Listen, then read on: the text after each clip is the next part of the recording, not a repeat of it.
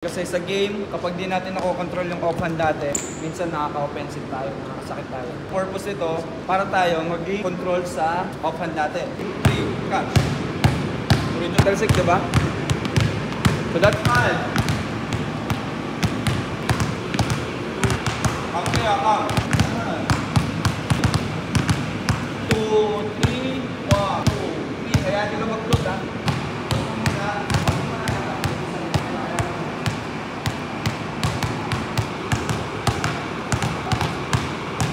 Start dapat. So magkocross tayo. Bago siya bumagsak, dapat na stretch na siya.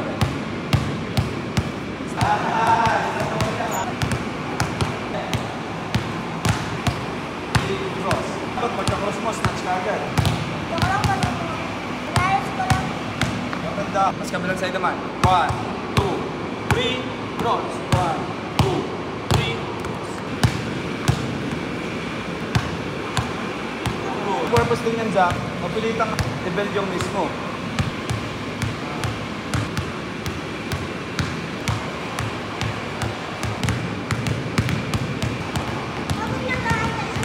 Table kayo bola. Tapos pag niroll ko na yung bola, tapos pag lumagpas dun sa 3-point line, takbo na kayo. Then kukuhain nyo sa floor, tapos finish. Ready na sa pag-skipper ng staff. Go, go!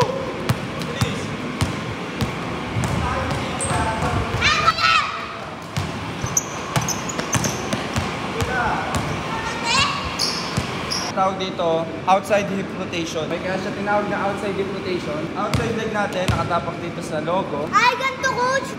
Yan. Yung hips natin, sa single leg, i-rotate nyo siya. One.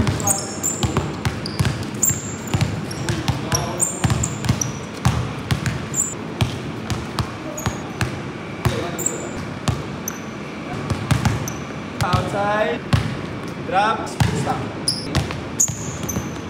Yan. Hindi kayo mapagod. 7 times. Pangalawa na yan.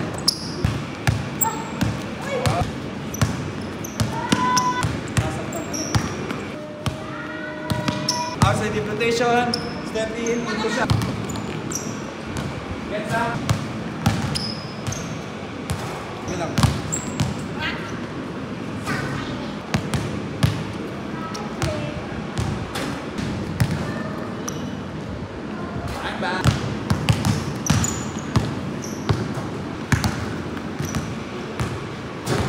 Lastly,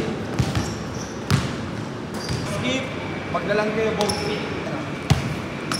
Jump stop, shot pick, tapos step through.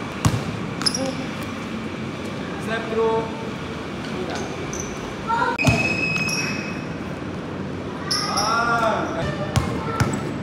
Wait, uy! Dito.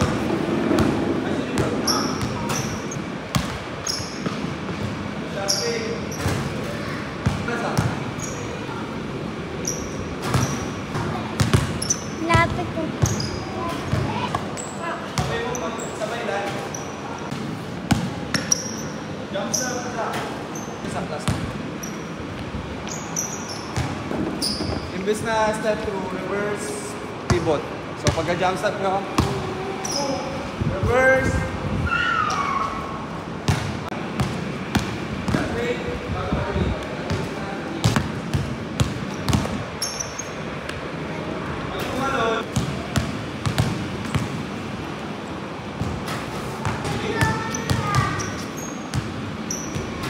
Side deep rotation. O, attack dito.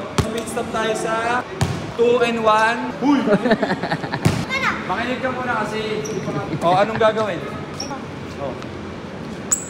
O, mali ka na kagad. Pit stop tayo sa 2-1. Pit stop nyo, tira.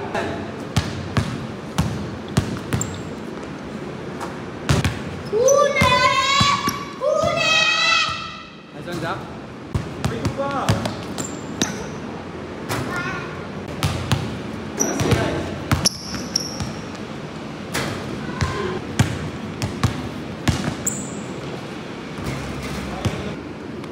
First to 5 lang. Yeah! Pag na-steal, 2 points. Yeah! Ay mo. Jack, pwede mo i-counter ha. Yan! Pwede na. Pwede na. Mabilis.